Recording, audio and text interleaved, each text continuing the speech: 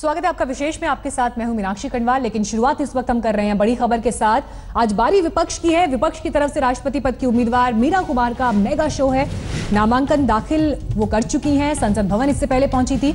लेकिन आज सबसे पहले मीरा कुमार राजघाट पहुंची, जहां पर बापू की समाधि पर उन्होंने श्रद्धा सुमन अर्पित किए। लेकिन ये तस्वीरें जो आप देख रहे हैं नामांकन के दौरान की, जिसमें कांग्रेस प्रेसिडेंट सोनिया गांधी मौजूद, पूर्व प्रधानमंत्री मनमोहन सिंह, साथ ही शरद पवार, सीताराम येचुरी, यानी विपक्ष के 17 दल जिन्होंने समर्थन दिया है मीरा कुमार को, उन सभी से प्रतिनिधित्व था।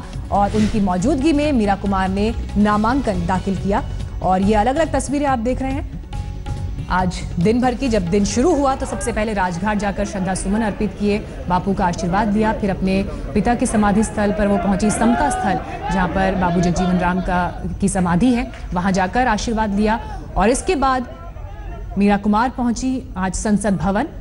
उनके साथ यूपीए के तमाम बड़े नेता मौजूद। कांग्रेस प्रेसिडेंट सोनिया गांधी उनकी प्रस्तावक बनी, पूर्व प्रधानमंत्री मनमोहन सिंह भी उनके साथ वहां पर मौजूद। पिछले दिनों जब एनडीए के राष्ट्रपति पद के उम्मीदवार रामनाथ कोविंद ने नामांकन दाखिल किया तो एनडीए ने एक शक्ति प्रदर्शन उस दौरान किया, क्योंकि एनडीए के तमाम बड़े नेता, बीजेपी शासित राज्यों के मुख्यमंत्री उसमें मौजूद थे। लेकिन आज बारी विपक्ष की थी और विपक्ष ने कोई कसर नहीं छोड़ी। हालांकि इस पूरी लड़ाई को अब एक सिंबॉलिक लड़ाई के तौर पर ही देखा जा रहा है, क्योंकि जो आंकड़े हैं वो रामनाथ कोविंद के समर्थन में है। लेकिन इस लड़ाई को विपक्ष किसी भी तरह से छोटा नहीं रखना चाहता, लिहाजा सभी 17 विपक्षी दलों के नेता मीरा कुमार के साथ इस दौरान मौजूद थे। अब कल से वो अपना कैंपेन भी शुरू करेंगी। इस वक्त और जानकारी के साथ हमारे संवाददाता कुमार विक्रांत जुड़ गए हैं। विक्रांत, पूरी तैयारी विपक्ष की यहां पर यह कि आज के इस दिन को वो एक बड़े दिन के तौर पर तब्दील करें।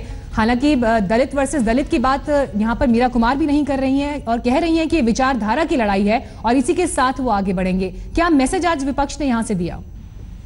ये देखिए, पूरे तौर पर विपक्ष की यही कोशिश है। उसको मालूम है कि आंकड़े उसके पास नहीं है, इसलिए वो विचारधारा की लड़ाई की बात कर रहे हैं। और इसीलिए महात्मा गांधी के साबरमती आश्रम से चुनाव प्रचार का अभियान मीरा कुमार शुरू करेंगी और वो वहां पर जाएंगी। और तमाम जो भी विपक्षी दल हैं वो सारे यहाँ पर मौजूद हैं। हालांकि लालू प्रसाद यादव यहाँ पर नहीं आ पाए हैं, बताया जा रहा है उनकी तबीयत ठीक नहीं है।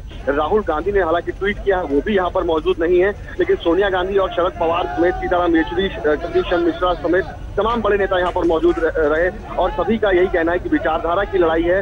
विचारधारा में हम अपनी बात कह करके जनता के सामने जा रहे हैं और इसीलिए हम सारे लोग यहाँ पर मौजूद हैं। हमको मालूम है कि हम चुनाव नहीं जीत सकते, आंकड़े सत्ता पक्ष के पास हैं, लेकिन विचारधारा की लड़ाई हम लड़ते रहेंगे। और कुल मिलाकर ये आप कह सकते हैं कि एक तैयारी है 2019 से पहले विपक्ष को एकजुट करने की, और निशाने पर 2019 का लोकसभा चुनाव है। जी बिल्कुल, 2019 का चुनाव लक्ष्य पर। लेकिन एक अहम बात यहाँ पर यह भी है कि विपक्ष जिस तरह से लगातार बात हो रही है, जेडीयू साथ नहीं है। जेडीयू पहले ही रामनाथ कोविंद को समर्थन दे चुका है। ऐसे में विपक्ष की एकता पर भी तमाम सवाल खड़े हो रहे हैं। विक्रांत जी बिल्कुल, निश्चित तौर पर जिस तरीके से शुरुआत हुई, नीतीश कुमार ने शुरुआत की कि एक अपोजिशन का एक कैंडिडेट होना चाहिए, विचारधारा की लड़ाई। और वही नीतीश कुमार जब एनडीए उम्मीदवार के समर्थन में खड़े हो गए तो निश्चित तौर पर बड़ा झटका लगा विपक्षी एकता को। और इसीलिए लगातार एनडीए और भाजपा को ये कहने का मौका मिला कि विपक्ष में दरार पड़ गई है। नीतीश कुमार अब कोविंद जो एनडीए उम्मीदवार है उनके समर्थन में।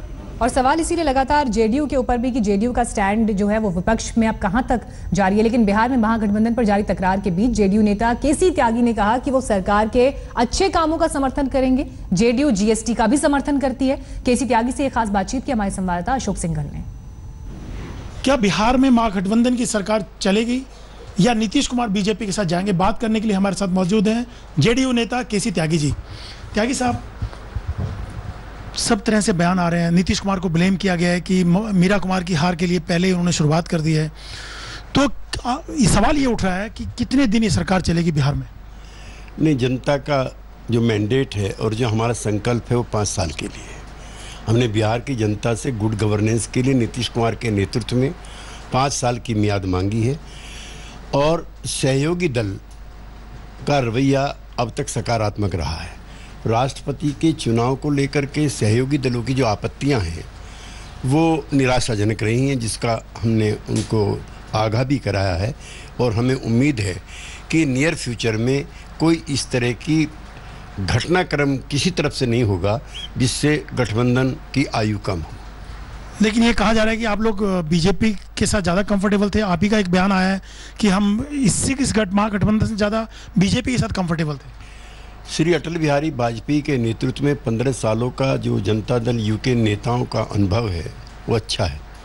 उनका उदार नेतृत्व था और विशाल व्यक्तित्व था, और उस समय जो विवादास्पद मुद्दे थे वो भी एक तरफ रख दिए गए थे, छोड़ करके कंधमाल की घटनाओं को और गोधरा कांड को हम कभी अटल जी के नेतृत्व में अनकंफर्टेबल नहीं रहे। अब कंफर्टेबल नहीं है उतने। इधर राष्ट्रपति के चुनाव को लेकर के श्री नीतीश कुमार का जिस तरह विरोध हुआ, चरित्रहनन करने का प्रयास किया गया, उनको बिलिटिल करने का प्रयास किया गया, वो बहुत निराशाजनक रहा है। धन्यवाद। कैमरामैन अश्विनी के साथ अशोक सिंघल, दिल्ली आज तक।